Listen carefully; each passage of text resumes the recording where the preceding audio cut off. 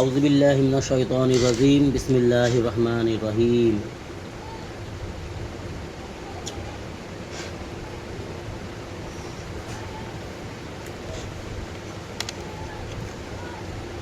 সূরা জুমা।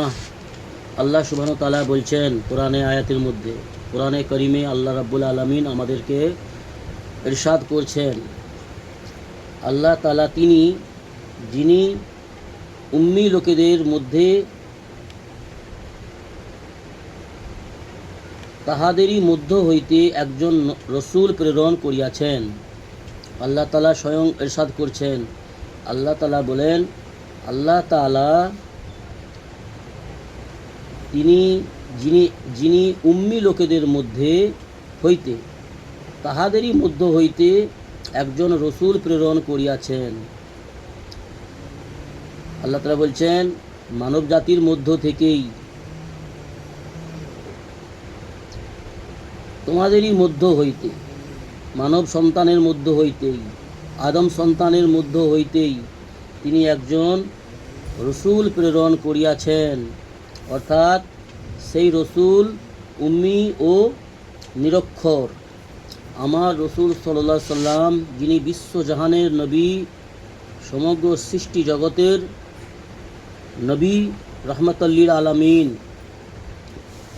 তিনি উম্মি ছিলেন, নিরক্ষর ছিলেন, কিন্তু মুহাম্মদ রাসূলুল্লাহ সাল্লাল্লাহু আলাইহি সাল্লামের থেকে জ্ঞানী, জাননেওয়ালা, শুননেওয়ালা, দেখনেওয়ালা দ্বিতীয় কোনো ব্যক্তি ছিলেন না। শুধুমাত্র রাসূলুল্লাহ সাল্লাল্লাহু আলাইহি সাল্লামের মধ্যেই এই গুণ আল্লাহ সুবহানাহু ওয়া তাআলা, আল্লাহ রাব্বুল আলামিন আপন কুদরতের দ্বারা মুহাম্মদ সাল্লাল্লাহু আলাইহি সাল্লামকে এই সমস্ত নেয়ামত দিয়েছিলেন।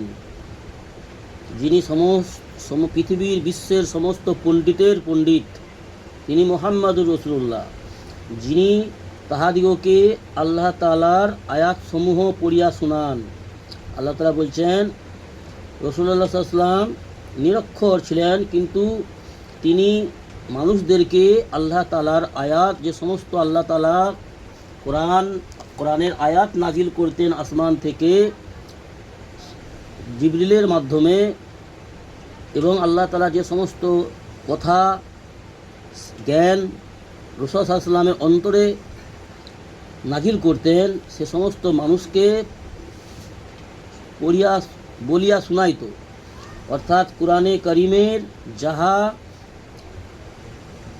তাহাদের দাওয়াত দিতেন, কোরআনে কারিমের দ্বারা তাহাদিগকে, মানুষদেরকে দাওয়াত দিতেন, ইসলামের পথে, আল্লাহর পথে আসার জন্য আহ্বান করতেন, নসিহত করিতেন, এবং তাহাদিগকে ঈমান আনয়নের জন্য উৎসাহিত করতেন।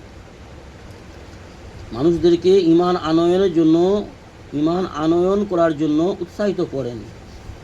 যাহারা তাহার এই দাওয়াত লাভ করে, অর্থাৎ যার দ্বারা সমস্ত ব্যক্তি এই দাওয়াত তারা হেদায়েত লাভ করেন, যার দ্বারা এই রাসূল সাল্লাল্লাহু আলাইহি ওয়াসাল্লামের উৎসাহিত করার কারণে এবং নসিহত করার কারণে, দ্বীনের দাওয়াত দেওয়ার কারণে সেই সমস্ত মানুষগুলো হেদায়েত লাভ করেছেন এবং তাহাদের চরিত্র শোধন ও সুন্দর করিতেন। সেই বর্বরতার যুগে, জাহিলিয়াতের যুগে রাসূলুল্লাহ সাল্লাল্লাহু আলাইহি ওয়াসাল্লাম আসিয়া সেই সময়ের কঠিন পরিস্থিতি এবং ভয়ানক পরিস্থিতিতে, জাহিলিয়াতের যুগে সমস্ত মানুষ বিপদগ্রস্ত ছিলেন, পথভ্রষ্ট ছিলেন, তাদের বিভিন্ন নোংরা চরিত্র ছিল এবং তাদের কুকর্ম অনেক বেশি ছিল। তাদের চরিত্র এবং সংশোধন করেন, তাদের নোংরা চরিত্রগুলোকে পরিশোধন করেন, সংশোধন করেছেন রাসূলুল্লাহ সাল্লাল্লাহু আলাইহি ওয়াসাল্লাম। যাহাদিগকে কোরআন পাক শিক্ষা দেন এবং সুন্নাত ও সঠিক জ্ঞান বুঝ শিক্ষাও দেন। রাসূলুল্লাহ সাল্লাল্লাহু আলাইহি ওয়াসাল্লাম সেই সময়ের মানুষদেরকে কোরআন শিক্ষা দিতেন এবং সুন্নতের ব্যাপারে জানকারি দিতেন, সুন্নত শিখাইতেন এবং সমস্ত দিন ইসলামের ব্যাপারে সঠিক জ্ঞান বুঝ শিক্ষা দিতেন। আর আল্লাহ তাআলা বলেন, নিঃসন্দেহে ইহারা এই রসুল নিঃসন্দেহে ইহারা এই রসুল প্রেরণের পূর্বে প্রকাশ্যে ভ্রান্তির মধ্যে ছিল। আমাদের রসুল মুহাম্মদুর মুস্তাফা সাল্লাল্লাহু আলাইহি সাল্লাম দুনিয়াতে আসার পূর্বে সমগ্র মক্কাবাসী এবং আরববাসীরা, কুরাইশ বংশের সমস্ত লোকেরা এবং বিশ্বজাহানের সমস্ত মানুষ প্রকাশ্যে গুমরাহির মধ্যে, ভ্রান্তির মধ্যে ছিল। তো সেই সময়, সেই বর্বরতার পরিস্থিতিতে আমার রাসূল সাল্লাল্লাহু আলাইহি সাল্লাম আসিয়া মানুষদের অন্তরে মেহনত করলেন, মানুষদের দিলের উপর, অন্তরের উপর মেহনত করিলেন, মানুষদেরকে সঠিক কোনটা, বেঠিক কোনটা, কোনটা সহি, কোনটা গলত, কোনটা করণীয়, কোনটা ছাড়নীয়, কোন পথে সফলতা, কোন পথে বিফলতা, কোন পথে সম্মান, কোন পথে অসম্মান, এই সমস্ত বিষয়ে রাসূলুল্লাহ সাল্লাল্লাহু আলাইহি ওয়াসাল্লাম সমস্ত মানুষকে দাওয়াত দিতেন, নসিহত করতেন। তাতে করে রাসূলুল্লাহ সাল্লাল্লাহু আলাইহি ওয়াসাল্লামের মেহনতে, চেষ্টা প্রচেষ্টায় আল্লাহ সুবহানাহু ওয়া তাআলা সেই সমস্ত ভ্রান্তির মধ্যে থাকা সমস্ত ব্যক্তিদেরকে আল্লাহ হেদায়েতের পথে আসার তৌফিক দিলেন, হেদায়েত দিলেন এবং তাদের সমস্ত নোংরা কাজ থেকে বাহির করলেন, তাদের চরিত্র সংশোধন করলেন।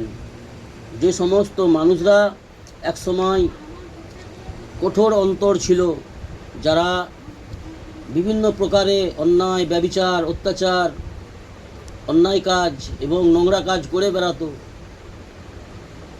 তারা একসময় আল্লাহর পথে এসে, দ্বীন ইসলামের পথে এসে এক একটা হীরার থেকেও মূল্যবান তৈরি হয়েছিল।